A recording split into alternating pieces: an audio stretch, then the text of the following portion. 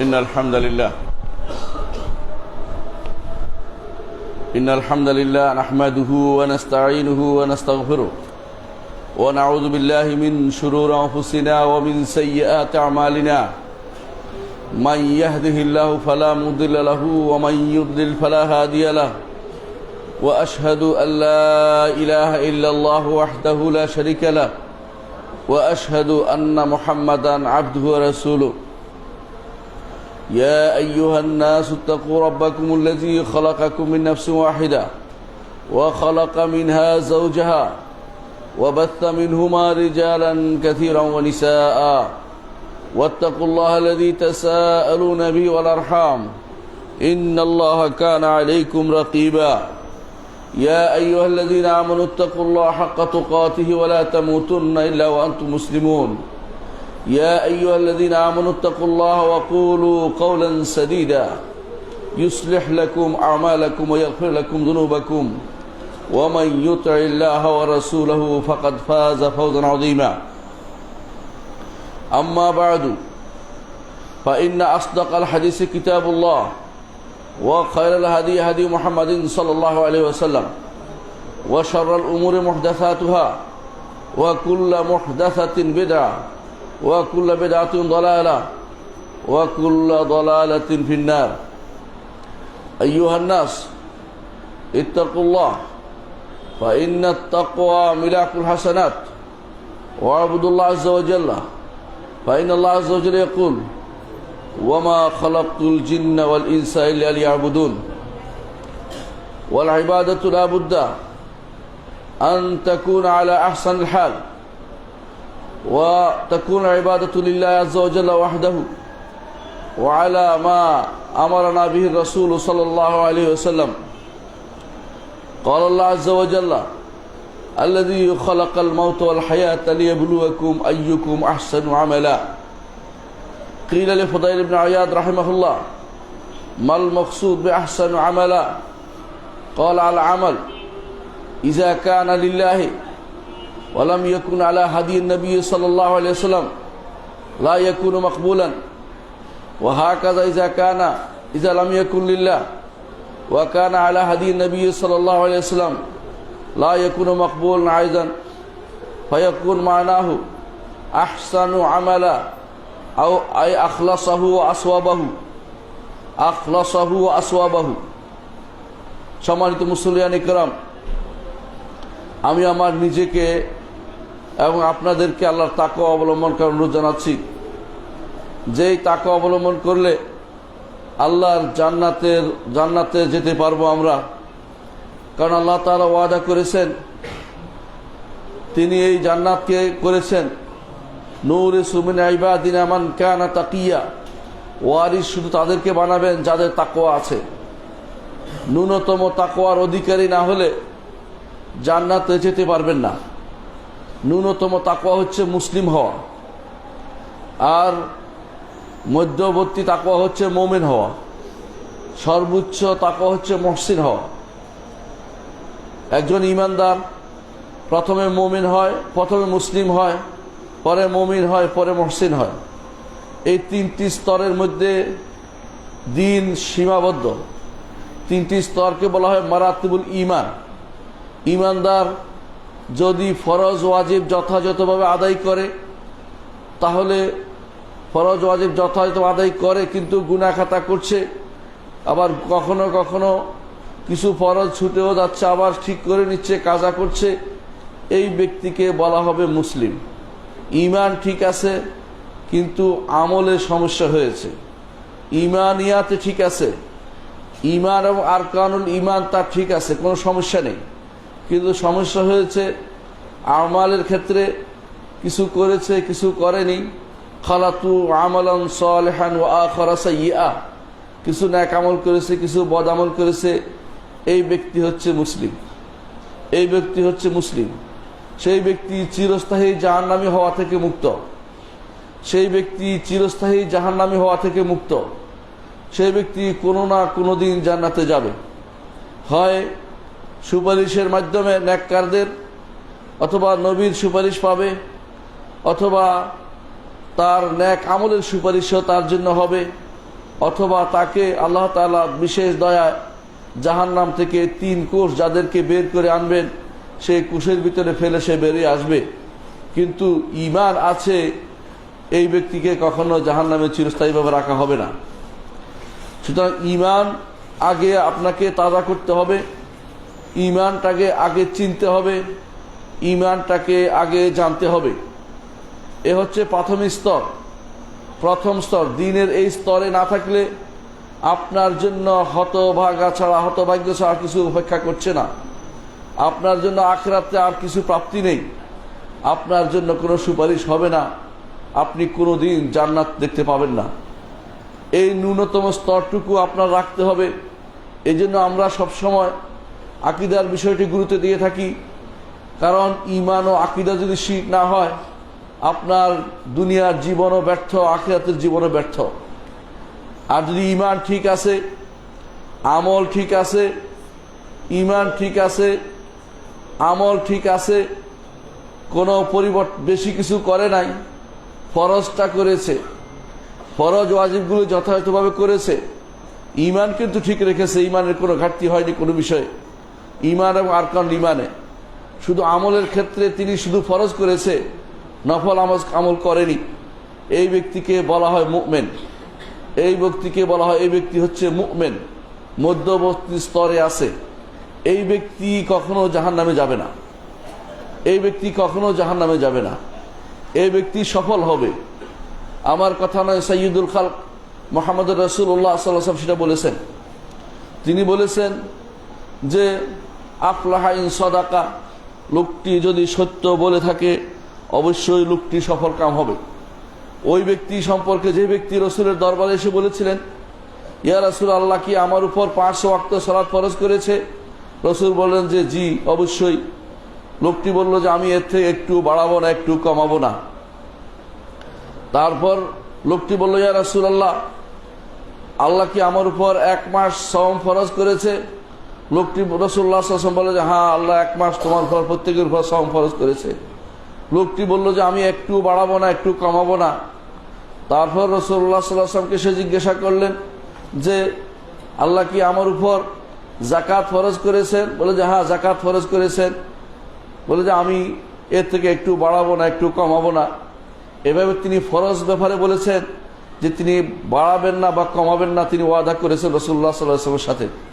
রাসূলুল্লাহ সাল্লাল্লাহু আলাইহি ওয়াসাল্লাম বললেন, আফলাহা ইন সাদাকা, লোকটি যদি এই কাজগুলি করতে পারে তার জন্য সেটা সফলতার মুখ দেখবে। একজন মানুষ জান্নাতে যেতে চাই আমরা, কোনো সন্দেহ নেই। যে কাজ করি না কেন, জান্নাত আমাদের মূল উদ্দেশ্য থাকে, জান্নাত উদ্দেশ্য থাকতেই হবে, রাখতেই হবে। আমরা তাদের মতো হই না যারা বলে যে আল্লাহ যদি জাহান্নামে থাকে আমি জাহান্নামে যাব, এই কথা বলা জায়েজ নাই। এটা তথাকথিত ভক্তিবাদীদের কথা। ঈমানদার বলে আমি জান্নাত চাই, এই জন্য প্রতিদিন সকালের দোয়ার মধ্যে আছে আল্লাহুম্মা ইন্নী আসআলুকাল জান্নাহ ওয়া আউযু বিকা মিনান নার। কারণ জাহান্নাম থেকে মুক্তি, জান্নাতে যাওয়া, এই ব্যাপারে আল্লাহ তাআলা বলে দিয়েছেন, ফামান যুহজিহা আনিন নারি ওয়া উদখিলাল জান্নাতা ফাকাদ ফাজা। যাকে জাহান্নাম থেকে বের করা হয়েছে, বাঁচিয়ে দেয়া হয়েছে, দূরে রাখা হয়েছে, জান্নাতে যাকে প্রবেশ করানো হয়েছে, সেই তো সফল কাম। দুনিয়াতে আপনার কাছে সফল কাম হতে পারে ছেলে বিশাল চাকরি করে, আপনি বিশাল প্লট পেয়েছেন অমুক অমুক জায়গাতে, অমুকখানে বড় কিছু সম্মানের আসন পেয়েছেন, অমুককে আপনার জিজ্ঞাসা না করে কিছু করে না, এগুলি আপনার কাছে সফলতার মাপকাঠি হতে পারে। আল্লাহর দরবারে সেটা কখনো সফলতার মাপকাঠি নয়। আল্লাহর দরবারে সফলতার মাপকাঠি হচ্ছে জাহান্নাম থেকে মুক্তি পেয়েছে, জান্নাতে প্রবেশ করেছে। এই জন্য ইমাম আহমদ ইবনে হাম্বলকে জিজ্ঞাসা করা হয়েছিল, কখন ইমানদার বান্দা নিরাপত্তা পেয়েছে বলে বলতে পারে যে আমার আর কোনো ভয় নাই, কখন সে নির্ভয় জীবন কাটাতে পারে? ইমাম আহমদ ইবনে হাম্বল বলেছিলেন, যখন জান্নাতে পা রাখবে। জান্নাতে পা রাখলে আর কোনো ভয় নেই, পিছনের দিকে ফিরে তাকে আর নেওয়া হবে না। এর আগ পর্যন্ত প্রতিটি মুহূর্ত তাকে ভয় এবং আশার মধ্যে থাকতে হবে। প্রতিটি মুহূর্ত তার ভয় থাকবে আল্লাহ তাআলা কোন গুনার কারণে আমাকে ধরে ফেলে, আর প্রতিটি মুহূর্ত আশা থাকবে যে আমি তো গুনাহগুলি কাউকে বলি নাই, আমার এবং তার মাঝে রয়েছে, তিনি তো আমাকে পার করে দিতে পারেন। এ আশা তার থাকবে। ইমানদারে আশাবাদ নিয়ে সারাটা জীবন কাটিয়ে দিবে। আবার ভয়ও করবে, যদি তিনি আমাকে পাকড়াও করেন আমার কিন্তু পার পাওয়ার কোনো উপায় নেই। এই জন্য আয়েশা রাদিয়াল্লাহু আনহা একদিন বলেছিলেন যে আল্লাহুম্মা হাসিবনি হিসাবান ইয়াসীরা, আল্লাহ আমাকে সহজ হিসাব দিন। রাসূলুল্লাহ সাল্লাল্লাহু আলাইহি ওয়াসাল্লাম শুনে বললেন যে আয়েশা, তুমি কি জানো সহজ হিসাব কি জিনিস? সহজ হিসাব কি জিনিস তুমি জানো? আয়েশা রাদিয়াল্লাহু আনহা বললেন যে না, জানি না। রাসূলুল্লাহ সাল্লাল্লাহু আলাইহি ওয়াসাল্লাম বললেন সহজ হিসাব হচ্ছে সামনে তুলে ধরা, পেশ করা, যে সামনে তুলে ধরা তুমি এই কাজ করেছো, এই কাজ করেছো। সাতারতুহা লাকা ফিদ দুনিয়া ওয়া আনা আস্তুরহা আন, যে দুনিয়া তো গোপন করেছি, আজও গোপন করে তোমাকে পার করে দিলাম। এই হচ্ছে সহজ হিসাব। আর যারা বিনা হিসাবে যাবে, এই দুই গোষ্ঠী হচ্ছে সবচেয়ে সৌভাগ্যবান। বিনা হিসাবে যেতে হলে জীবনের প্রতিটি মুহূর্ত আল্লাহর উপর তাওয়াক্কুল করে চলতে হবে। সন্তান না খেয়ে মারা যাবে, বউ মরে যাবে, অসুস্থ হবে, কষ্ট হবে, সন্তান নিবেন না, এটা তাওয়াক্কুলের বিপরীত কাজ। হারাম না খেলে আপনি কেমনে চলবেন, তাওয়াক্কুলের বিপরীত কাজ। প্রতিটি সময়ে আপনার আল্লাহর উপর তাওয়াক্কুল করে চলতে পারলে বিনা হিসাবে ৭০,০০০-এর ভিতরে আপনি প্রবেশ করতে পারবেন। ৭০,০০০ শুধু ৭০,০০০ না, প্রতি হাজারের সাথে আরো ৭০,০০০ মুহাম্মদুর রাসূলুল্লাহ সাল্লাল্লাহু আলাইহি ওয়াসাল্লাম বলেছেন। শর্ত হচ্ছে একটাই, জীবনের প্রতিটি মুহূর্ত আল্লাহর উপর তাওয়াক্কুল করে চলবেন। ওয়া আলা রাব্বিহিম ইয়াতাওয়াক্কালুন, ওয়া আলা রাব্বিহিম ইয়াতাওয়াক্কালুন। আগে যেগুলি বলা হয়েছে সবগুলি অর্থ এটা। হাদিসের ভিতরে আরো 3টি খাসলতের কথা বলা হয়েছে। সবগুলি উদ্দেশ্য একটাই, যে সে আল্লাহর উপর ভরসা করে চলে। হুমুল্লাযিনা লা ইয়াতাতায়্যারুন, তারা কুলক্ষণ নেয় না। ঘর থেকে বের হয়েছেন, দেখছেন কালো কিছু একটা দেখছেন, অথবা কোনো একটা অন্ধ মানুষ দেখছেন, অথবা কোনো কালো পাখি দেখছেন, এখন আপনি কুলক্ষণ নিলেন, তাহলে কি হলো? আল্লাহর উপর তাওয়াক্কুল করলেন না। এই জন্য যারা এটা করবে তারা ৭০,০০০-এর ভিতরে প্রবেশ করতে পারবে না। আল্লাহর উপরে পূর্ণ তাওয়াক্কুল করতে হবে। হুমুল্লাযিনা লা ইয়াস্তারকুন, যারা মানুষের কাছে ঝাড় ফুঁক চেয়ে বেড়ায় না, আল্লাহর কাছে তারা সবসময় আশাবাদী হয়। বলে না হুজুর আমার কেউ ফুঁক দেন, এটা বলে না, নিজে করতে পারবে বা কেউ তাকে করতে পারবে, কিন্তু চেয়ে বেড়ানো তাওয়াক্কুলের বিপরীত। এই জন্য তারা কোনো কিছু চেয়ে বেড়ায় না। যারা এই জাতীয় জিনিস চেয়ে বেড়ায় না, তারা আল্লাহর উপর তাওয়াক্কুল করে বলেই তারা সেদিন বিনা হিসাবে জান্নাতে যেতে পারবে। অনুরূপভাবে আরেক শ্রেণীর কথা বলা হয়েছে হাদিসে, যারা কাই করে না, অর্থাৎ তারা সেঁক দেয় না। আগেকার দিনে কোথাও রক্ত বন্ধ না হলে বা রোগ ভালো না হলে ওই জায়গা পুড়ে সেই জায়গাতে সেঁক দেয়া হতো। তো সেঁক দেওয়াটা হচ্ছে, এটা হচ্ছে বাঁচি আর মরি একটা জিনিস করি, এই উদ্দেশ্য। আল্লাহর উপর তাওয়াক্কুলের বিপরীত হওয়ার কারণে এইটা হচ্ছে এই কারণে নিষিদ্ধ। যদি কেউ আল্লাহর উপর তাওয়াক্কুল রেখে, ঔষধ খেয়ে, আল্লাহর উপর আশা রেখে, ভরসা রেখে এই কাজগুলিও করে, তাহলে তার জন্য সেটা বন্ধ হবে না, ৭০,০০০-এর বাইরে সে যাবে না। এর অর্থ হচ্ছে ৭০,০০০-এর ভিতরে থাকার চেষ্টা করতে হবে, এবং প্রতি হাজারের সাথে আরো ৭০,০০০, বিশাল অঙ্ক। যারা বিনা হিসাবে জান্নাতে যাবে তাদের অন্তর্ভুক্ত হওয়া ইমানদার একটা বড় বড় বড় একটা বৈশিষ্ট্য। যদি না পারে, অন্তত আল্লাহ যেন আর স্বাভাবিক হিসাবে তারে পার করে দেয়, এ আশায় সে থাকতে হবে। সেটা হচ্ছে সামনে পেশ করা হবে। হাদিসে আছে, রাসূলুল্লাহ সাল্লাল্লাহু আলাইহি ওয়াসাল্লাম বলেছেন, আল্লাহ তার কোনো কোনো বান্দাকে ডেকে বলবেন, একান্তে ডাকবেন, একান্তে ডেকে বলবেন, আপনার কাছে মনে হচ্ছে এত লক্ষ কোটি কোটি কোটি কোটি মানুষ, অর্বুদ খর্ব, এই মানুষগুলোকে আল্লাহ কিভাবে একসাথে করতে পারবেন? আপনার মতো নয়, একসাথে তিনি সবার হিসাব নিবেন, একসাথে তিনি সবার হিসাব নিবেন। কারণ তিনি সারিউল হিসাব, দ্রুত হিসাব গ্রহণকারী। আপনি যেমন একজনকে বলে অপেক্ষা করো, আমি আরেকজনের সাথে কথা বলছি, আল্লাহর ব্যাপারটি এরকম নয়। একসাথে তিনি লক্ষ কোটি মানুষের আরজি শোনেন, এবং লক্ষ কোটি প্রাণীর আরজি শোনেন, লক্ষ কোটি প্রাণীর আরজি শুনে তাদের ব্যবস্থাপনা করে দেন। একজনেরটা শুনতে গেলে আরেকজনেরটা বাধা হয় না। তিনি হচ্ছেন রব্বুল আলামিন। সেভাবে তিনি হাশরের মাঠে হিসাব নেয়ার ক্ষেত্রেও তিনি একসাথে সবার হিসাব নিতে পারবেন। একজনকে তিনি পার করবেন, একজনকে তিনি আটকাবেন। যাকে আটকাবেন সে হচ্ছে সবচেয়ে বড় দুর্ভাগা। কারণ পামান নো কেশা অর্দিবা, রাসূলুল্লাহ সাল্লাল্লাহু আলাইহি ওয়াসাল্লাম বলেছেন, যাকে পুঙ্খানুপুঙ্খ জিজ্ঞাসা করা হবে তার আযাব গজব ছাড়া কোনো উপায় থাকবে না। আপনি একটু চিন্তা করেন, জীবনে আমাদের কত আমল হয়েছে আমি ভুলে গেছি, আমি ভুলে যেতে পারি, তিনি ভুলেননি, তার ফেরেশতারাও ভুলেনি, আমল নামাত উঠতে ভুল হয়নি। আল্লাহ তাআলা এই জন্য কোরআনে কারীম বলেছেন, আহসাহুল্লাহু ওয়া নাসুহু, তারা আল্লাহ এগুলি গণনা করে রেখেছেন, কিন্তু মানুষ সেটা ভুলে গেছে। মানুষ গুনার কথা ভুলে যায়, কিন্তু আপনার আমল নামা তো ভুলেনি, আমল নামা তো লেখা আছে। এই জন্য বেশি বেশি করে আল্লাহর কাছে চাইতে হবে, আল্লাহ যেন বিনা হিসাবে আপনাকে জান্নাত দিয়ে দেয়। এই জন্য ইমানদার বলেছি, মুমিন ওই ব্যক্তি যে ব্যক্তি নেক আমল, ফরজ আমলগুলোতে একটু ছাড় দেয়নি। ইমানের মধ্যে তার কোনো কমতি নেই, ইমান ঠিক রাখতেই হবে। আমলের ক্ষেত্রে, নেক আমল করার ক্ষেত্রে সে ফরজগুলি ছাড়ে নাই, ওই ব্যক্তি হচ্ছে ইমানদার। ওই ব্যক্তি সফল কাম, ওই ব্যক্তি জান্নাতে যেতে পারবে। নফল আমল সে করেনি, তারপরেও সে জান্নাতে যেতে পারবে যদি সে ফরজ আমলগুলি যথাযথভাবে করে থাকে। তৃতীয় স্তর হচ্ছে মুহসিনের স্তর। মুহসিন যেই ব্যক্তি ইহসান, সর্বোত্তম কাজটি করে। ইহসান হচ্ছে যেই বিষয়ে যেই কাজটি সর্বোত্তম সেই বিষয়ে সেই কাজটি করা। ইবাদতের ক্ষেত্রে এমনভাবে ইবাদত করা যে আমি আল্লাহকে দেখছি, এইটার নাম হচ্ছে মারতাবাতুল মুশাহাদা। এটা অধিকাংশের পক্ষে সম্ভব হয় না। এজন্য বলতে হবে দ্বিতীয় অংশ রাসূলুল্লাহ সাল্লাল্লাহু আলাইহি ওয়াসাল্লাম আমাদের জন্য রেখেছেন, সেটা হচ্ছে মারতাবাতুল মুরাকাবা, যে আমি আল্লাহকে দেখছি না, আল্লাহ তো আমাকে দেখছেন, আল্লাহ তো আমাকে দেখছেন। ইবাদতের ক্ষেত্রে এই নীতিতে চলে আসতে হবে। যখন দান করবেন এই কথা মনে করবেন, সালাত যখন পড়বেন এই কথা মনে করবেন, যাকাত যখন দিবেন এই কথা মনে করবেন, সাওম যখন রাখবেন এই কথা মনে করবেন। যদি এই কথা মনে না করেন আপনার সাওমটা হবে না। কারণ আপনি ডুব দিয়ে পানির নিচে যদি পানি খেয়ে ফেলেন, কেউ দেখে নাই, আল্লাহ তো দেখছে। আপনি যদি ঘরে দরজা বন্ধ করে খেয়ে ফেলেন, কেউ দেখে নাই, আল্লাহ তো দেখছে। আপনি যদি কোনো অন্যায় করে বসেন সাওম অবস্থায়, কেউ না দেখলেও আল্লাহ তো দেখছেন। এটাই হচ্ছে ইহসানের পর্যায়ে।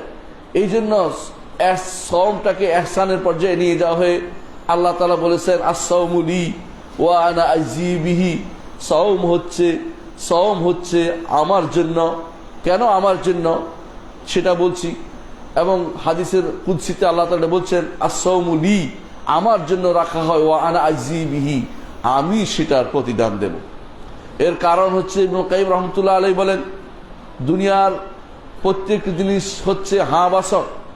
যেমন আপনি সালাত আদায় করেছেন, একটা কাজ করেছেন, আপনি যাকাত দিয়েছেন, একটা জিনিস দিয়েছেন, হজ করেছেন, একটা কিছু করেছেন, কিন্তু সাওম হচ্ছে না বাসক। আপনি খান নাই, আপনি পান করেন নাই, আপনি স্ত্রী সহবাস করেন নাই, আপনি কোনো অন্যায় জড়িত হন নাই। এর অর্থ হচ্ছে নো। ফেরেশতা বলে আমি নো কি লিখবো, করে নাই কতক্ষণ লিখবো? আল্লাহ তাআলা বলেন তোমার লেখার প্রয়োজন নেই। আস-সাওমু লি ওয়া আনা আজজি বিহি, আমার জন্য বান্দা রাখে, আমি তার সেটার যাজা দেব। অর্থাৎ আপনি ফেরেশতা খুঁজে পায় না কি লিখবে, আল্লাহ বলে তোমার লেখার প্রয়োজন নেই, লেখার দায়িত্ব আমার রয়েছে, সেটা আমি ব্যবস্থাপনা করবো। তার জন্য কি হয়? কারণ এটা সর্বোচ্চ ইহসান। এই জন্য ইন্নামা ইউওয়াফাস সাবিরুনা আজরাহুম বিগাইরি হিসাব, বিনা হিসাব তাদেরকে দিবেন। সাবিরের অর্থ করা হয়েছে তাফসিরে আস-সাইমুন, যারা সাওম পালন করে তাদের সওয়াব অনেক বেশি হয়। সালফে সালেহিন দুটি কাজে সবচেয়ে সময় বেশি দিতেন। আপনারা জানেন, রাতের বেলা তারা তাহাজ্জুদ পড়তেন, কেউ না দেখে মতে। তারাবি অনেকেই দেখে, তাহাজ্জুদ কেউ দেখে না। না দেখাটা আল্লাহর কাছে বেশি প্রিয়। রাতের বেলায় তাকে ভালোবেসে কম ব্যক্তি দাঁড়াতে পারে, খুব কম ব্যক্তি দাঁড়াতে পারে। দাঁড়ালেও বলতে ইচ্ছা করে কারো কাছে, বললেই সেটা শেষ হয়ে যায়। কিন্তু সাওম, দিনের বেলা তারা সাওম রাখতেন। আর সাওম এমন জিনিস বললেও লাভ নাই যদি কোনো আসলে না করে থাকেন। আসলে করলেও এটাকে দেখানোর কিছু নাই, কারণ খায় না দেখাবেন কি করে, পান করে না দেখাবেন কি করে, দেখানোর কিছু নাই। এই জন্য ইহসানের পর্যায়ের একটি ইবাদত হচ্ছে সাওম। বিশেষ করে যদি নফল সওম হয়। সেই জন্য যে ব্যক্তি ঈমানিয়াতটা পূর্ণ করেছে, ঈমান এবং ঈমানের রোকনগুলি পূর্ণ করেছে, ফরজ আমলগুলি পূর্ণ করেছে, নফল ইবাদতগুলি পূর্ণ করেছে, বেশি করে করেছে, সেই ব্যক্তিকে বলা হয় মুহসিন। সেই ব্যক্তিকে বলা হয় মুহসিন, ইহসানকারী। আর ইহসানকারী সম্পর্কে আল্লাহ বলেছেন, ইন্নাল্লাহা ইউহিব্বুল মুহসিনিন, আল্লাহ ইহসানকারীদের ভালোবাসেন, ইহসানকারীদের ভালোবাসেন। প্রশ্ন হচ্ছে, ঈমানদার 3 স্তরের ভিতরে কোন স্তরে আমরা আছি? আমি আপনি সবাই নিজেকে প্রশ্ন করি, কোন স্তরে আমরা আছি? বেশিরভাগ মানুষই আমরা কিন্তু প্রথম স্তরে আছি, মুসলিম স্তরে আছি। মুমিন এবং মুহসিন স্তরে পৌঁছতে হলে ইবাদত করতেই হবে, কারণ আমাদের ফরজ ইবাদতগুলোতে যথাযথ আমরা হক আদায় করে করতে পারি না। ওই সাহাবীর মতো নয় যে সাহাবী করতে পারতেন, আমরা তাদের মতো হতে পারি না। আমাদের ফরজ ইবাদতে দুনিয়ার আজে বাজে কত কথা চলে আসে মনের ভিতরে, এবং আমাদের ফরজ ইবাদতের ভিতরে রাসূলুল্লাহ সাল্লাল্লাহু আলাইহি ওয়াসাল্লাম অনুসরণের ঘাটতিও থেকে যায়। তখন এটাকে পূর্ণ করার জন্য নফল লাগে, নফল লাগে। আমার ঈমানের স্তর পূর্ণ করার জন্যই নফল লাগছে, অতিরিক্ত না, মুহসিন হওয়া লাগতেছে না। এই জন্য রাসূলুল্লাহ সাল্লাল্লাহু আলাইহি ওয়াসাল্লাম বলেছেন, কিয়ামতের দিন প্রথম বান্দার হিসাব হবে সালাতের। ঈমানদার বান্দার হিসাব হবে প্রথমে সালাতের। কাফেরের জন্য জাহান্নাম সরাসরি পাঠিয়ে দেওয়া হবে, ওই হিসাবের কি আছে? কিন্তু ঈমানদারের হিসাব হবে প্রথম হবে সালাতের। ফরজ সালাতে ঘাটতি হলে বলা হবে, দেখো তো তার কোনো নফল সালাত আছে কিনা, নফল সালাত নিয়ে আসে, সেটা পূর্ণ করা হবে। কিন্তু আপনার যদি নফল সালাত না থাকে, সেটা কিভাবে পূর্ণ করা হবে? আপনার কোথাও ফরজ ইবাদতগুলোতে ঘাটতি হলে ওই জাতীয় নফল ইবাদত আল্লাহ তাআলা দিয়েছেন। চিন্তা করে দেখুন, ফরজ সালাত আছে, নফল সালাত আছে, ফরজ সওম আছে, নফল সওম আছে, ফরজ যাকাত সাদাকা আছে, নফল যাকাত সাদাকা আছে, ফরজ হজ আছে, নফল হজ যাকাত ওমরা আছে। এর অর্থ হচ্ছে এই জাতীয় প্রতিটি বিষয় ফরজকে পূর্ণ করার জন্য নফলের ব্যবস্থাপনা আল্লাহ তাআলা করে দিয়েছেন। তাহলে কেন? এই জন্য যাতে আপনি বিনা কষ্টে জান্নাতে যেতে পারেন, বিনা জাহান্নাম থেকে মুক্তি অন্তত পেতে পারেন। কারণ আমরা আগেই বলেছি, যিনি মুমিন স্তরে থাকবেন তিনি কখনো জাহান্নামে যাবেন না, তিনি জান্নাতে চলে যাবেন, তিনি জান্নাতে চলে যাবেন। তাহলে মুমিন স্তরটা যেন আপনার এনশিওর করা যায়, সেজন্য আমরা নফল সালাত আদায় করতে বলি, নফল যাকাত দিতে বলি, নফল হজ করতে বলি। ঈমানদাররাও সেটা করে থাকে, যাতে করে অন্তত আমার মূল জায়গাতে আছর না লাগে, মূল ফরজে কোনো আছর না লাগে। সেই জন্য আমরা সবসময় ব্যস্ত থাকি যে আমার মূল সম্পদে যেন আঘাত না আসে। সেটা হচ্ছে ঈমান এবং ফরজ আমল, ঈমান এবং ফরজ আমল পূর্ণ হয়। কিন্তু কিছু মানুষ, আল্লাহ নেক বান্দারা এরকম ছিলেন, তাদের ঈমানিয়াতে কোনো ঘাটতি ছিল না, ঈমানিয়াতে কোনো ঘাটতি ছিল না, সাথে সাথে তাদের ফরজ আমলেও কোনো ঘাটতি ছিল না, ঘাটতি নাই। তখন তাদের আমল, নেক আমলগুলো তাদের মর্যাদাকে বৃদ্ধি করবে। তারা তখন মুহসিন পর্যায়ের ঈমানদার হয়ে যাবে, মুহসিন পর্যায়ের মুহসিন পর্যায়ের দিনদার হয়ে যাবে। ওই ব্যক্তি তখন জান্নাতে যাবে। এরা হচ্ছে সাবিকুম বিল খায়রাত, কল্যাণে অগ্রণী। আল্লাহ তাআলা কোরআনে কারীমে এই 3টি স্তর একটি আয়াতে উল্লেখ করেছেন। আল্লাহ তাআলা বলছেন, সুম্মা আওরাসনাল কিতাব আল্লাযীনা ইসতাফাইনা মিন ইবাদিনা, সুম্মা আওরাসনাল কিতাব, তারপর আমরা ওয়ারিস বানাইলাম কিতাবকে। কিতাব মানে কি ভাই? কোরআনে কারীম। কিতাব, কোরআনের ওয়ারিস আল্লাহ তাআলা তাদেরকে বানিয়েছেন। আল্লাযীনা ইসতাফাইনা মিন ইবাদিনা, আমার বান্দাদের মধ্যে যাদেরকে আমরা পছন্দ করেছি তাদেরকে এই কোরআনের ওয়ারিস বানিয়েছি, যে কোরআন নিয়ে তারা থাকবে। ফামিনহুম যালিমুল লিনাফসিহি, তাদের মধ্যে কিছু আছে যারা যালিমুল লিনাফসিহি, নিজের নফসের উপরে জুলুম করে, নিজের নফসের উপরে জুলুম করে। বুঝতে পারছেন? এরা কারা? এরা হচ্ছে মুসলিম পর্যায়ের লোক, যারা ইমান ঠিক রেখেছে কিন্তু আমলের ক্ষেত্রে ফরজ আমলের ক্ষেত্রে ঘাটতি করেছে, এরা হচ্ছে যালিমুল নাফসি। অমিনহুম মুকতাসিদ, আর তাদের মধ্যে এক গোষ্ঠী আছে যারা মধ্যম পর্যায়ের। এরা কারা? এরা হচ্ছে মুমিন, অর্থাৎ যারা ইমান ঠিক রেখেছে, ফরজ আমলগুলোতে কোনো ঘাটতি করেনি। এরপর আল্লাহ তাআলা বলছেন ওয়ামিনহুম সাবিকুম বিল খায়রাত, আর তাদের মধ্যে আরেক গোষ্ঠী হচ্ছে কল্যাণে তারা অগ্রণী, তারা হচ্ছে মুহসিন। কোরআনে কারিমে এক আয়াতে আল্লাহ তাআলা এই তিনটি জিনিসকে যথাযথভাবে বর্ণনা করে দিয়েছেন আমাদের জন্য। আমরা এই জন্য কোন পর্যায়ে আছি তা চিন্তা করতে হবে। আমাদের বেশিরভাগ সালাত যথাযথভাবে আমরা আদায় করতে পারি না, আমাদের ফরজগুলি যথাযথভাবে আদায় করা হয়নি, আমাদের ইমানিয়াতে বিশাল সমস্যা রয়েছে। আমাদের ইমানিয়াতকে অবশ্যই পূর্ণ করতে হবে, ইমানকে পূর্ণ করতে হবে। এই ব্যাপারে কোনো ছাড় চলে না।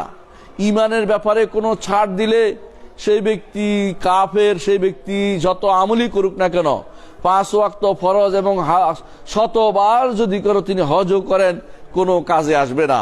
এজন্য ইমানটা বেশি শিখা দরকার। আমরা সব সময় ইমানের কথা, আকীদার কথা বেশি বলে থাকি। অনেকের কাছে এটা পছন্দ নয়।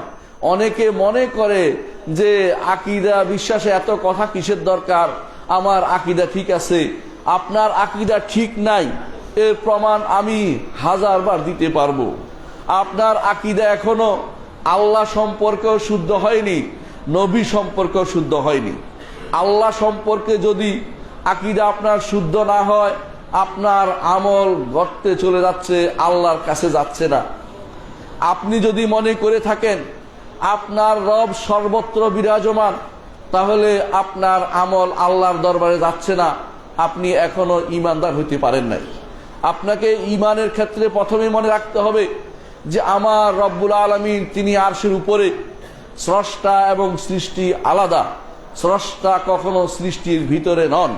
যদি কেউ মনে করে স্রষ্টা কারো কলবের ভিতরে বাস করে, অথবা স্রষ্টা সর্বত্র বিরাজমান, অথবা মনে করে স্রষ্টা কোনো মানুষের মতো, অথবা মনে করে স্রষ্টা শুধুমাত্র অস্তিত্ব শুধুমাত্র মানুষের ব্রেনেই আছে, বাইরে কোনো অস্তিত্ব থাকতে পারে না, তাহলে আপনাকে অবশ্যই বিশ্বাস করতে হবে আপনি এখনো ঈমানদার হন নাই।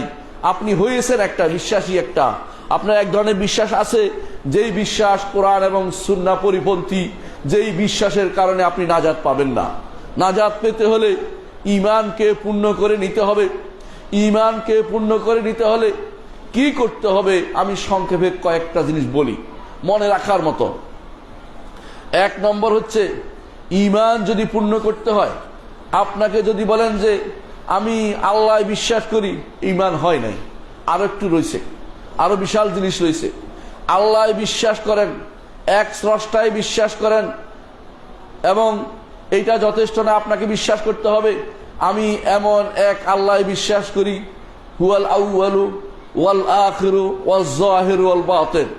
আমি এমন এক আল্লাহ বিশ্বাস করি, তিনি প্রথম এবং তিনি শেষ, এবং তিনি কাছে এবং তিনি নিকটে, তিনি সবচেয়ে বেশি দোয়া কবুলের নিকটে, তিনি সবকিছুর উপরে।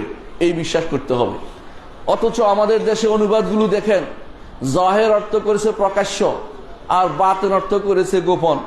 এটা কোরআনের তাফসীর নয়। রাসূলুল্লাহ সাল্লাল্লাহু আলাইহি ওয়াসাল্লাম এই আয়াতের তাফসীর নিজে করে দিয়েছেন। রাসূল যে তাফসীর করে তার বাইরে যাওয়ার ক্ষমতা কারণে রাসূল বলেছেন, আল্লাহুম্মা আনতাল আউয়ালু ফালাইসা ক্বাবলাকা শাই, আল্লাহ আপনি প্রথম, আপনার আগে আর কেউ নেই। ওয়া আনতাল আখিরু ফালাইসা বা'দাকা শাই, আপনি শেষ, আপনার পরে আর কেউ নেই। ওয়া আনতাজ যাহিরু ফালাইসা ফাওকাকা শাই, আপনি হচ্ছেন সবকিছুর উপরে, আপনার উপরে আর কেউ নেই। ওয়া আনতাল বাতিনু ফালাইসা দুনাকা শাই, আপনি হচ্ছেন বাতিন, নিকটস্থতার দিক থেকে আপনার চেয়ে নিকটে আর কেউ নেই। কখন তিনি নিকটে হচ্ছে, তিনি আপনার দোয়া কবুলের সবচেয়ে নিকটে, এই হিসাবে, কিন্তু তিনি আরশের উপরে। এই অর্থ নিকটে অর্থ এটা নয় যে তিনি আপনার সামনে আছেন। যে ব্যক্তি মনে করে তিনি সত্তাগতভাবে সালাতে তার সামনে আছে, অথবা সালাতের মধ্যে কেউ তার পায়ে সিজদা করে, সেই ব্যক্তি কাফের, এখনো ঈমানদার হইতে পারে নাই। তাহলে ঈমান শিখতে হবে। আপনি জিজ্ঞাসা করেন আপনার আশেপাশে মানুষদেরকে, এই একটি মাসআলাতে কত শত ভুল আমার সমাজের মধ্যে আছে। একটি মাসআলাতে এত ভুল হলে বাকি মাসআলাতে জানি কি হবে। আমি সেটা বলতে চাচ্ছি না, শুধু এটুকুই বলবো, আল্লাহ সম্পর্কে যদি আকীদা আপনার শুদ্ধ না হয়, আল্লাহ সম্পর্কে, আল্লাহর উপর ঈমানের ক্ষেত্রে আপনার যদি ঘাটতি থাকে, আপনার হাজার হাজার আমলে কোনো কাজ হবে না। ঈমানটাকে আগে মজবুত করতে হবে, ঈমানটাকে আগে জানতে হবে। আপনার রব যেখানে সেখানে নন, আপনার রব আরশের উপরে। এই জন্য সৈয়দ জুনায়েদ আল বাগদাদী রহমতুল্লাহ আলাইকে প্রশ্ন করা হয়েছিল যে তিনি একজন সুফি মানুষ ছিলেন, তারপর তাকে প্রশ্ন করা হয়েছিল যে আল্লাহ তাআলা তিনি আরশের উপর বলে কেন আমাদেরকে এটা জানালেন। তখন তিনি বলেছেন যে যাতে করে সালেক আল্লাহর পথে যে চলে সেজন্য বিক্ষিপ্ত না হয়ে যায়, সেজন্য আল্লাহকে কোথায় খুঁজবে সেই চিন্তায় ব্যস্ত না হয়ে পড়ে, বরং সেজন্য এক জায়গায় আল্লাহকে তিনি আরশের উপরে রয়েছেন, কিভাবে আছে সেটা বলার আপনার দরকার নেই। তিনি বলেছেন এটাকে বিশ্বাস করতে হবে। তিনি বলেছেন আর রহমানু আলাল আরশি ইস্তাওয়া লাহু মা ফিস সামাওয়াতি ওয়া মা ফিল আরদি ওয়া মা বাইনাহুমা ওয়া মা তাহতা সারা। আল্লাহ তাআলা যা বলেছেন তা একটু যদি মানুষ বুঝে, ঈমান কিন্তু তার নসিব হবে। ঈমানটা একটু বুঝার জন্য কোরআন এবং হাদিসকে বিনা কোনো রকমের অপব্যাখ্যা ব্যতীত পড়েন আর বিশুদ্ধ তাফসীর পড়েন, যেখানে অপব্যাখ্যা নাই, তাহলে আপনি সহজেই ঈমানকে আপনি ধারণ করতে পারবেন।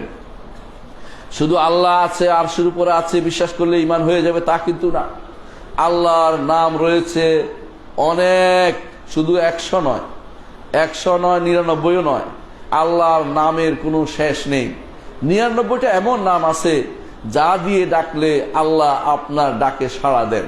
কিন্তু তাই বলে আল্লাহর নাম 99তে সীমাবদ্ধ নয়, এইটা আমাদের বুঝতে হবে। অনেকে মনে করে থাকেন যে আল্লাহ হাদিস, যে রাসূলের হাদিসটা যে আল্লাহর 99টা নাম রয়েছে যা দিয়ে ডাকলে আল্লাহ তাআলা তাকে জান্নাতে প্রবেশ করাবেন, হাদিসে আছে মান আহসাহা দাখালাল জান্নাহ। আবার কেউ কেউ ইহসার অর্থ করছে গণনা করা, সে বসে বসে ইয়া আল্লাহ ইয়া রহমান ইয়া রাহিম পড়তেছে। এটা কিন্তু হাদিসের উদ্দেশ্য না, সাহাবায়ে কেরাম সেটা করেননি। উদ্দেশ্য হচ্ছে প্রতিটি নামের পিছনে ইবাদত আছে, প্রতিটি নামকে আপনি অর্থ সহ বুঝবেন, বুঝে এই নামের দাবি অনুসারে আল্লাহর ইবাদত করবেন। এইটা হচ্ছে ইহসার অর্থ। এই জন্য কোরআনে কারীমে আল্লাহ তাআলা বলছেন আলিমা আল্লাহ তুহসুহু ফাতাবা আলাইকুম।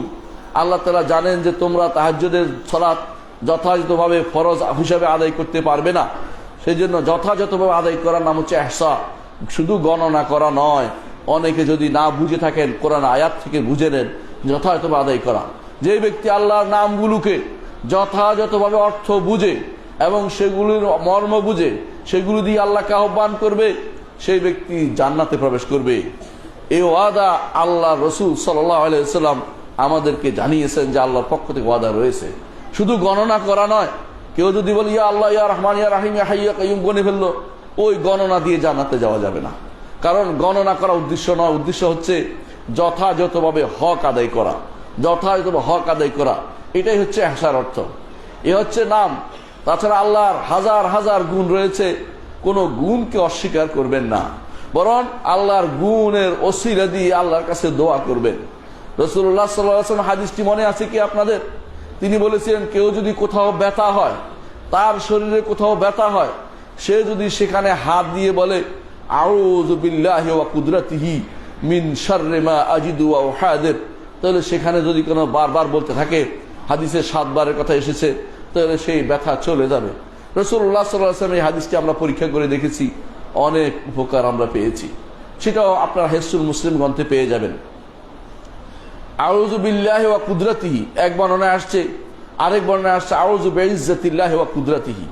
বিশুদ্ধ বর্ণনা হচ্ছে আউযু বিল্লাহি ওয়া কুদরাতিহি, আর দ্বিতীয় বর্ণনাটা সনদের দুর্বলতা রয়েছে, সেজন্য সেটা বললাম না। আল্লাহর নামগুলোকে যেভাবে নামগুলো দিয়ে তাকে ডাকবেন, গুণগুলোকে সেভাবে উপলব্ধি করবেন, সেগুলো ওসিলা দিয়ে দোয়া করবেন। আল্লাহ আপনি রহমতের আধার, আল্লাহ আপনি ক্ষমাশীল, আপনাকে আমাকে ক্ষমা করে দিন। আল্লাহ আপনার ইজ্জতের ওসিলা দিয়ে চাচ্ছি, আল্লাহ আপনার রহমতের ওসিলা দিয়ে চাচ্ছি। সেটাই হচ্ছে ইমানদারের কাজ। সারাক্ষণ অবগাহন করবে, সারাক্ষণ ডুবে থাকবে আল্লাহ তাআলার যে গুণগুলো আছে এই গুণগুলোর প্রভাবের উপরে সে টিকে থাকবে, আল্লাহর রহমতের প্রভাবে সে টিকে আছে। মনে রাখবেন, হাদিসে এসে রাসূলুল্লাহ সাল্লাল্লাহু আলাইহি ওয়াসাল্লাম বলেছেন, আল্লাহ তাআলা 100টা রহমত সৃষ্টি করেছেন। এর অর্থ কি? আল্লাহ তাআলার কোনো গুণ মানুষের কাছে নাই। মানুষ যে রহমত করে এটা আল্লাহর গুণ নয়, এটা সৃষ্ট গুণ। মানুষ যে সম্মান পেয়েছে এটা আল্লাহর সম্মান জিনিস নয়, এটা সৃষ্ট সম্মান। মানুষ যে জ্ঞানের অধিকারী হয়েছে, সৃষ্ট জ্ঞান, আল্লাহর জ্ঞান নয়। আল্লাহ তাআলার শুধু একটা জিনিস আমাদের কাছে আছে, সেটা হচ্ছে কোরআনে কারীম। তার বাণীটা শুধু আমাদের কাছে আছে, আর আল্লাহর কোনো কিছু সৃষ্টির কারোর কাছে নাই। সৃষ্টি যাই পেয়েছে তার রহমত গুণের প্রভাবে, তার রহমত গুণের প্রভাবে দুনিয়াতে তিনি রহমত সৃষ্টি করেছেন 100টি সৃষ্টি করে একটা তিনি দুনিয়াতে ঢেলে দিয়েছেন। এতেই বাবা মার প্রতি মহব্বত আছে, ছেলে সন্তানের প্রতি বাবার প্রতি বাবার মহব্বত আছে, এবং প্রাণীকুল পর্যন্ত একে অপরের প্রতি রহমত করে। আপনারা সেটা ভালো করে দেখেছেন, কিভাবে বাচ্চা যখন দুধ খায় তখন প্রাণীকুল পর্যন্ত তার একটা পা উপরে উঠিয়ে রাখে। কি জন্য? বাচ্চার গায়ে পা পড়বে, বাচ্চা ব্যথা পাবে, অথচ সে কিছুই বুঝে না। এটা আল্লাহ তাআলা ঢেলে দিয়েছে তার অন্তরে। এটা আল্লাহর রহমত। মানুষের ভিতরে যত ভালো গুণ আছে, সমস্ত ভালো গুণ আল্লাহর গুণের প্রভাব। এটা আল্লাহর কোনো গুণ মানুষের কাছে নেই, সেটা আমাদেরকে জানতে হবে। আল্লাহর গুণের একমাত্র গুণ যা আমাদের কাছে আছে সেটা হচ্ছে কোরআনে কারীম। যত পড়বেন তত আল্লাহর নৈকট্য লাভ করবেন। রমাদান আসছে, রমাদান মাসে আপনার দায়িত্ব হবে বেশি বেশি করে এই গুণটির চর্চা করা। সালফে সালেহিনের জন্য কোরআন পেলে চুমু দিতেন আর বলতেন, কালাম রব্বি, আমার রবের বাণী, আমার রবের বাণী। চিন্তা করে দেখুন, কিছুই দেয় নাই, বাণী দিয়েছেন। কারণ এই বাণীর অনুসরণ করলে আবার সেই জান্নাতে যেতে পারবেন যে জান্নাত থেকে বিতাড়িত হয়েছে। আল্লাহ তাআলা যখন দুনিয়াতে আদমকে পাঠিয়েছেন তখন বলে দিয়েছেন, ইম্মা ইয়াতিয়ান্নাকুম মিন্নী হুদান ফামান তাবিআ হুদায়া ফালা খাউফুন আলাইহিম ওয়ালা হুম ইয়াহজানুন। আমার পক্ষ থেকে হেদায়েত যাবে, তোমাকে দুনিয়াতে পাঠাচ্ছি, তবে আমার পক্ষ থেকে তোমার কাছে হেদায়েত যাবে। এই হেদায়েত হচ্ছে কোরআন, এই হেদায়েত হচ্ছে জাবুর, এই হেদায়েত হচ্ছে তাওরাত, এই হেদায়েত হচ্ছে ইনজিল। তাদের কিতাব তারা হারিয়ে ফেলেছে, কিন্তু কোরআন এবং সুন্নাহ রাসূলুল্লাহ সাল্লাল্লাহু আলাইহি ওয়াসাল্লামের পক্ষ থেকে যে আদর্শ ওয়াহী, সেটা হারিয়ে যায়নি, সেটা সংরক্ষিত রয়েছে। যে কেউ এই দুইটার অনুসরণ করবে সেই ব্যক্তি সোজা জান্নাতে চলে যাবে। আর যে কেউ সেটা অনুসরণ করবে না, পথ ভ্রষ্ট হবে, পথ হারিয়ে ফেলবে। পথের দায়িত্ব তিনি নিয়েছেন যে আমি তোমাকে পথ দেখাবো, কিন্তু আমি নিতে চাই না। তিনি দিয়েছেন, তার রাসূল পাঠিয়েছেন, কোরআন পাঠিয়েছেন, হাদিস পাঠিয়েছেন, রাসূলের কিতাব দিয়ে রাসূলের কাছে তিনি বাণী দিয়েছেন। সেটার অনুসরণ না করে আমি দুনিয়ার মানুষের বক্তব্যের অনুসরণ করি। কারো 13 দফা, কারো 20 দফা, কারো বাপের দফা, কারো স্বামীর দফা, ওগুলো দিয়ে পার পেতে পারবেন না। একমাত্র আল্লাহ তাআলার নীতি অনুসরণ করলে দুনিয়াতেও পারবে, শান্তি পাবেন, আখিরাতেও মুক্তি পাবেন। আর যদি কোনো কিছু আল্লাহর বিরোধী হয়, সেটা যদি অনুসরণ করেন, পথ হারিয়ে ফেললেন। যেই পথে আপনাকে চলতে হবে। দুনিয়াতে যেই কাজ করে আবার জান্নাতে যাওয়ার জন্য আল্লাহ আদমকে ওয়াদা করেছেন, পাঠিয়ে দিয়েছেন। একটি পদস্খলনের কারণে তাকে দুনিয়াতে পাঠিয়ে দিয়েছেন। কেন? তার নির্দেশনার বাইরে গিয়েছিল।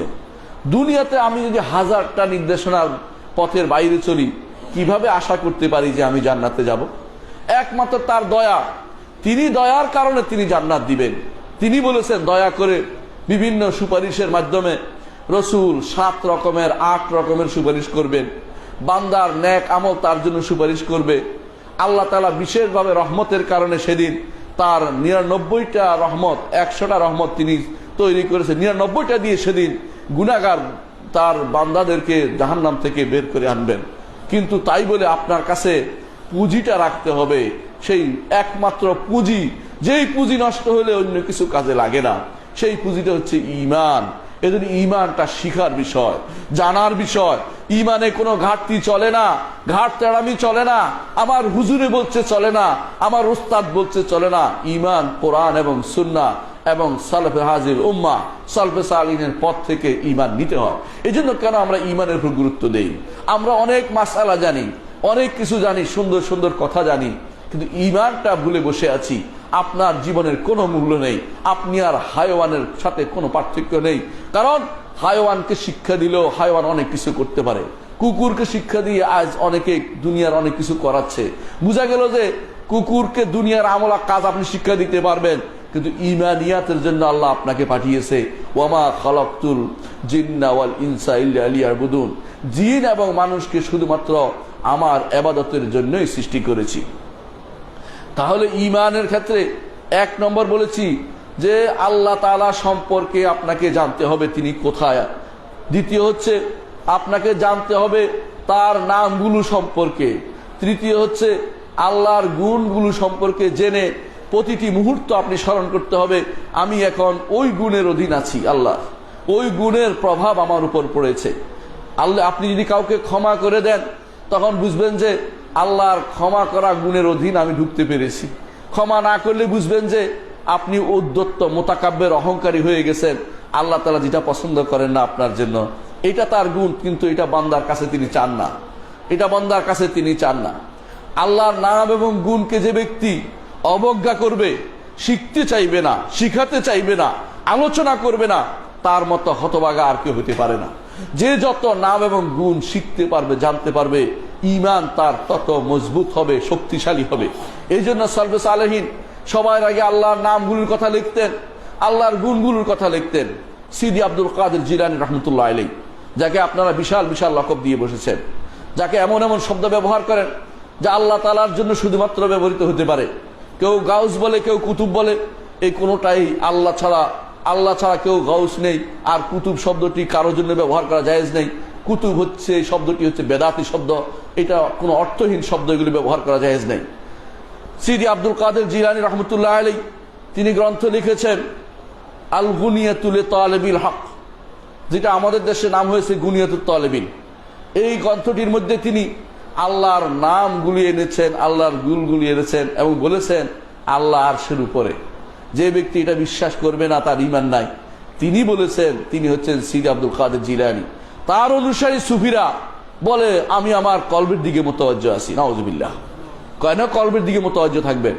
আপনি তো আল্লাহর দিকে মুতাওয়াজ্জহ হবেন, কেবলার দিকে মুতাওয়াজ্জহ হবেন।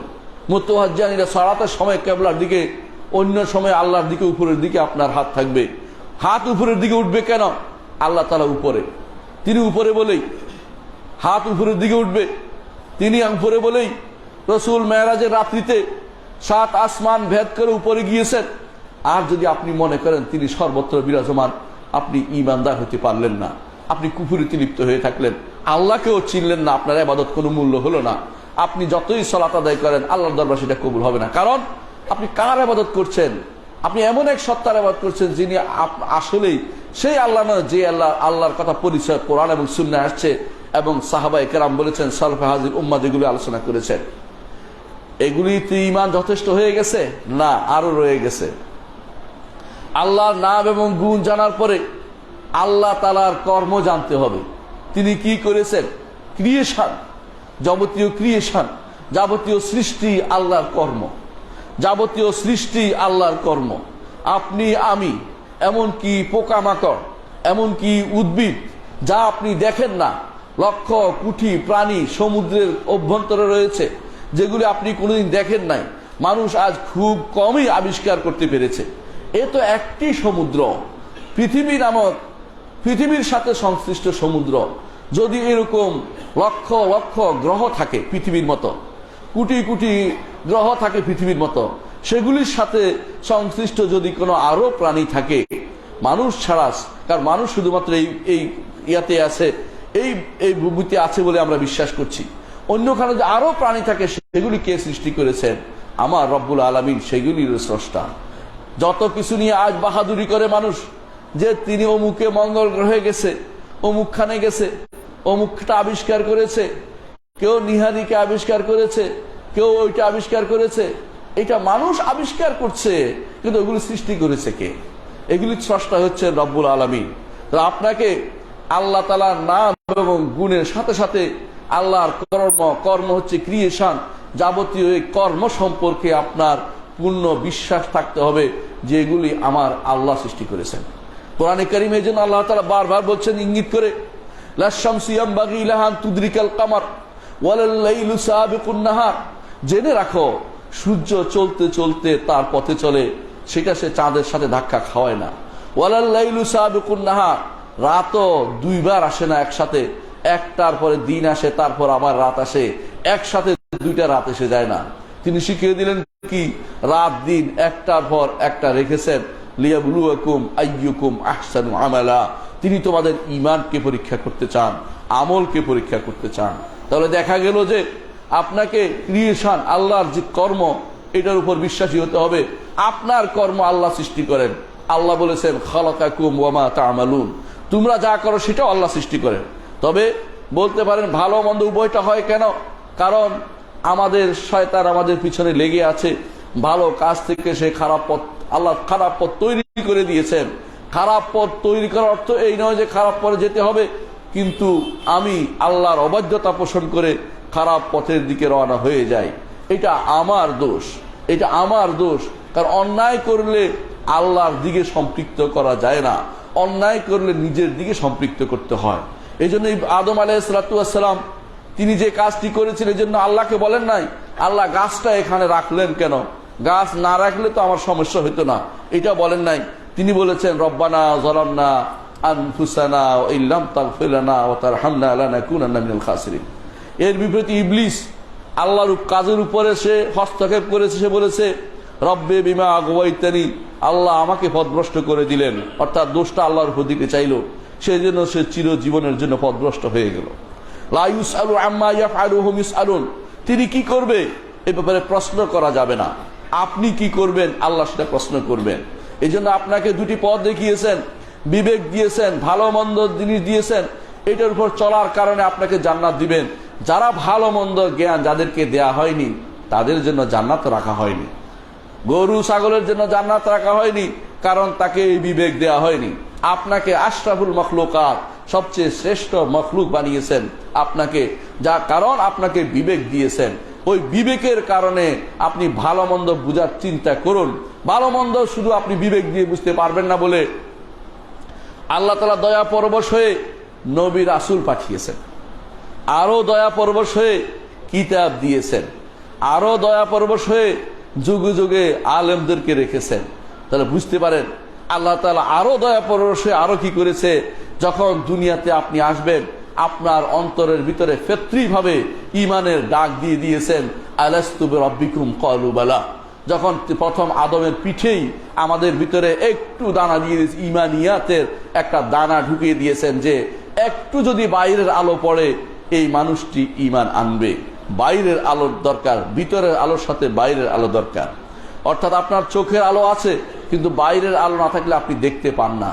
আপনি দুনিয়াতে আসার আগে আপনাকে ফিতরিভাবে ঈমানের একটা অংশ দিয়েছে, যদি বাইরের আলো পড়ে আপনি ঈমান আনবেন, সহযোগিতা আল্লাহ করে দিয়েছেন যাতে তার বান্দাকে তিনি জান্নাতে নিতে পারেন।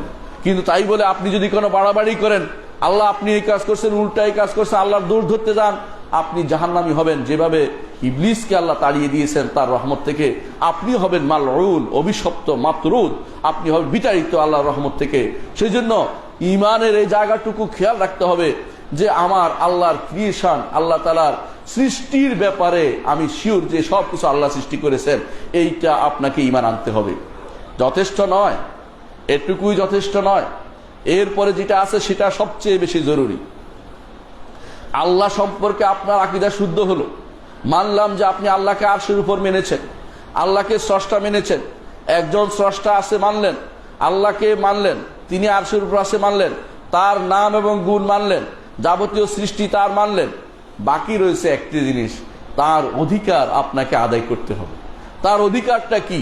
রাসূলুল্লাহ সাল্লাল্লাহু আলাইহি ওয়াসাল্লাম মুআয ইবনে জাবাল রাদিয়াল্লাহু আনহুকে তিনি তার বাহনের পিছনে বসিয়েছেন, বসিয়ে জিজ্ঞাসা করলেন, ইয়া মুআয, মুআয তুমি কি জানো বান্দার উপরে আল্লাহর অধিকার কি? মুআয রাদিয়াল্লাহু আনহু বললেন যে আল্লাহ বান্দার উপরে আল্লাহর অধিকার কি? তিনি বলেন যে আল্লাহ এবং তার রসুল ভালো জানেন। তখন রাসূলুল্লাহ সাল্লাল্লাহু আলাইহি ওয়াসাল্লাম বললেন, অধিকার হচ্ছে একমাত্র আল্লাহর ইবাদত করা, আর কারো ইবাদত না করা, তার সাথে কাউকে শরীক না করা। এইটা যতক্ষণ বাস্তবায়িত না হবে ততক্ষণ আগের সবগুলি মানলেও আপনি ইমানদার হইতে পারেন নাই। আপনি ইমানদার হইতে হলে এই সর্বশেষ এই কাজটি একমাত্র আল্লাহর জন্য করতে হবে। সালাতি ইন্না সালাতি ওয়া নুসুকি ওয়া মাহইয়ায়া ওয়া মামাতি লিল্লাহি রাব্বিল আলামিন। আল্লাহ রাব্বুল আলামিনের জন্য আমার জীবন মরণ, আমার ইবাদত, আমার কুরবানি, আমার যাবতীয় চাওয়া পাওয়া একমাত্র তার কাছেই হবে। কারো কাছে আমি চাইব না, কাউকে ভয় করব না, কারো কাছে বেশি আশাবাদী হব না, কারো কাছে আমি কাউকে আল্লাহর চেয়ে বেশি ভালোবাসবো না। এই জিনিসগুলো নিশ্চিত হতে হবে আপনার কাছে। এগুলি নিশ্চিত না হলে আপনি এত কিছু মানার পরও জান্নাতি হতে পারবেন না। ইমানিয়াতগুলো যতক্ষণ প্রতিষ্ঠা না করবেন, আমাল একটাও কবুল হবে না, একটা আমলও কবুল হবে না। আল্লাহর ফেরেশতারা আল্লাহর আমল, এটা বিশ্বাস করতে হবে আপনাকে। আল্লাহ তাআলার ক্রিয়া কর্ম, কোন সমস্যা তিনি ক্রিয়েশন তার, এটা ঠিক। আল্লাহ তাআলা আখিরাত সৃষ্টি করবেন, ঠিক কবরের জগতের আযাবের ব্যবস্থাপনা তিনি করেছেন। হাসরের মাঠ তিনি সৃষ্টি করবেন, হাসরের মাঠে ফুল সিরাত পার হওয়ার বিষয়টা তিনি করবেন, এবং সেখান থেকে জান্নাত জাহান্নামে যাওয়ার ব্যবস্থাপনা তিনি করবেন, এবং জান্নাত জাহান্নাম তিনি করেছেন, সৃষ্টি করেছেন। এই সবগুলি আপনার আল্লাহর কর্ম। আল্লাহর কর্মকে বিশ্বাসের পরে আল্লাহর অধিকার, ইবাদত একমাত্র আল্লাহর জন্যই করতে হবে। যদি ইবাদত আল্লাহর জন্যই করতে পারি, আমার জন্য সৌভাগ্য রয়েছে। এই পাঁচটি জিনিস জীবনে, এই পাঁচটি জিনিস কখনো ছাড় দিবেন না। পাঁচটি জিনিস আবারও বলছি, আল্লাহর সত্তা, আল্লাহর নাম, আল্লাহর গুণ, আল্লাহর কর্ম, আল্লাহর অধিকার, এগুলোকে কোন রকমের ছাড় চলে না। একটি বিন্দু যদি আপনি ছাড় দেন, আপনি মুশরিক হয়ে যাবেন, আপনার অন্য সবকিছু কোনো কাজে লাগবে না। এই পাঁচটি জিনিস মুখস্থ করে রাখতে হবে, যে এই পাঁচটি জিনিসে আমি আমার নিজেকে বুঝাবো, আমি আমার সন্তানকে বুঝাবো, আমি আমার প্রতিবেশীকে বুঝাবো, মসজিদের মুসল্লিদেরকে বুঝাবো। এই জায়গাতে কোনো ছাড় চলে না। ইমানিয়াতের ক্ষেত্রে কোনো ছাড় চলে না। এই ইমানিয়াতের কিছু মাসআলা আছে, ওই হালকা মাসালাগুলোতে মতভেদ থাকতে পারে, কিন্তু এই জায়গা যেগুলি আমি বলেছি এগুলিতে কোনো মতভেদ চলবে না। এগুলিতে মতভেদ যে ব্যক্তি ঢুকাবে সেই ব্যক্তি পথভ্রষ্ট, সেই ব্যক্তি আপনাকে বিভ্রান্তির পথে নিয়ে যাচ্ছে, সেই ব্যক্তি আপনাকে কোরআন এবং সুন্নাহর পথে রাখছে না, ইমামদের পথে রাখে না। আবু হানিফা, মালিক, শাফি, আহমদ এই পথের পথিক ছিলেন। সবাই ইমাম বুখারী, মুসলিম, আবু দাউদ, নাসাই, ইবনে মাজাহ, তিরমিজি, এরা এই পথের পথিক ছিলেন। আমাদের ইমামরা এই পথের পথিক ছিলেন। কেউ যদি ভুল করে থাকে এই পথের পথিক, আমরা জানি না, ইমানিয়াতে ভুল চলে না। তার ইসলামিয়াত অর্থ আমলগুলোর ক্ষেত্রে যদি কেউ মনে করে তার সালাতের মধ্যে ত্রুটি হয়েছে, তাহলে অন্য কেউ সুপারিশ করতে পারবে তাকে, কিন্তু সালাত পড়ে নাই ওইটাও চলবে না। কারণ সালাত হচ্ছে ইমানের পরিচয়, সালাত হচ্ছে ইমানের পরিচয়। আপনি যে সালাত নাই, ইমান আছে বুঝার কোনো উপায় নাই। কারণ আপনার যে বাহ্যিক আমল থাকে, একটা বাহ্যিক আমলের মধ্যে সালাতকে ইমানের পরিচয় হিসেবে রাখা হয়েছে, বাহ্যিক আমলের মধ্যে সালাতকে। এই জন্য সালফে সালেহিন এটাই বলতেন। ইমাম আব্দুল্লাহ ইবনে শাকিক রাহমাতুল্লাহ আলাইহি তিনি বলছেন, আমি আদরাকতু সালাসিনা মিন আসহাবিন নবী সাল্লাল্লাহু আলাইহি ওয়াসাল্লাম, আমি রাসূলুল্লাহ সাল্লাল্লাহু আলাইহি ওয়াসাল্লামের 30 জন সাহাবী পেয়েছি, প্রত্যেকেই বলছে সালাত ত্যাগ করলে ইমানদার নয়, সালাত ত্যাগ করলে কেউ ইমানদার হতে পারে না। এখানে কাফারা বলা হয়েছে, কাফার অর্থ কাফের হয়ে গেছে, কুফরি করছে না। কুফরুন বললে কুফরি হয়। আমাদের অনেক ভাই অনুবাদের ক্ষেত্রে ভুল করেন এবং ভয়ে ভয়ে অনুবাদ করেন যে কাফের বলে ফেললাম কিনা। ব্যক্তিগত আপনি কাফের বলেননি, এই জন্য ব্যাপক হুকুম বলতেই পারেন যে ব্যক্তি সালাত ত্যাগ করে সে কাফের। কিন্তু একজন ব্যক্তিকে বলার আগে দুটি জিনিস লাগে, দুটি জিনিস বলতে হয়, 3, 4, 5টা জিনিসের বাধা অতিক্রম করতে হয়, বুঝেন কিনা। কোন ব্যক্তিকে যখন বলবেন যে তুমি কাফের, তখন বলতে পারবেন না, তখন কয়েকটা জিনিস লাগবে। 1 নম্বর হচ্ছে তার উপর প্রমাণ প্রতিষ্ঠা করতে হবে, ভাই এইটা কিন্তু সালাত ত্যাগ করা কাফের, কুফরি, কোরআন এবং সুন্নাহ দলিল পেশ করে তাকে জানাবেন। তার সন্দেহ থাকলে দূর করবেন। এই দুটি শর্ত পূরণ করতে হবে কাউকে, ব্যক্তিকে কাফের বলার আগে। আর ব্যক্তিকে কাফের বলার আগে 5টা বাধা দূর করতে হবে। 1 নম্বর হচ্ছে ব্যক্তি মূর্খ কিনা, কোন না জানে করেছে কিনা। 2 নম্বর অর্থ ভুলে করে ফেলেছে কিনা, 3 নম্বর অর্থ তাবিল করে করছে কিনা, তাকে জোর করে করানো হয়েছে কিনা 4 নম্বর, তারপরে 5 নম্বর হচ্ছে সে কোনো বাপ দাদার অনুসরণ করে চলছে, না জেনে বাপ দাদার অনুসরণ তাকলিদ করে চলছে কিনা। এইগুলি কারণে মানুষকে হঠাৎ করে ধরেই কাফের বলা যায় না, কিন্তু ব্যাপকভাবে বলা যাবে যে ব্যক্তি এইটা জানে না সে কাফের, যে ব্যক্তি এইটা করবে সে কাফের। কারণ এইভাবেই চলে আসছে কোরআন এবং সুন্নাহর নির্দেশনা। এই জন্য দেখবেন বলছে মান তারাকা সালাতা ফাকাদ কাফারা, মান তারাকা সালাতা মুতাআম্মিদান, কেউ যদি ইচ্ছাকৃত সালাত ত্যাগ করে কাফের হবে। কেন বলা হয়েছে? কারণ এটা তো বলতেই হবে, এটা না বললে তো মানুষ কোনোদিন শুদ্ধ হবে না। কিন্তু ব্যক্তিকে বলার আগে আপনাকে কিছু শর্ত পূরণ করতে হবে। তাই এই জন্য আমাদের সমস্যা হচ্ছে, যারা আজ বাতিল ফেরকা, বিশেষ করে খারেজি মার্কার লোকেরা, তারা ব্যক্তিকে তাকফির করে। তারা জানে না যে ব্যক্তিকে তাকফির করার আগে, কাফের বলার আগে শর্ত পূরণ করতে হয়। এটা যুগ যুগ ধরে আলেমরা করে আসছে, এই শর্ত আপনাকে মেনে চলতে হবে। সুতরাং এটাই আমাদের ব্রত হোক যে আমরা ঈমানিয়াতকে পরিপূর্ণভাবে শিখব এবং ইসলামিয়াতকে এবং আদায় করার চেষ্টা করব। মুসলিম থেকে মোমেন হব, মোমেন থেকে মহসিন হব, এবং আমরা এই মহসিনের দরজা ধরে রাখব, যাতে করে আল্লাহর মহব্বত পেতে পারি। আল্লাহর মহব্বত পাওয়া ব্যক্তির জন্য আর কারো মহব্বতের প্রয়োজন হয় না, কারণ যার জন্য আল্লাহ আছে তার জন্য সব হয়ে গেছে। আকুলু কাউলি হাযা ওয়া আস্তাগফিরুল্লাহ লি ওয়া লাকুম ওয়া লিসাইরিল মুসলিমিন ফাস্তাগফিরু ইন্নাহু হুয়াল গাফুরুর রহিম।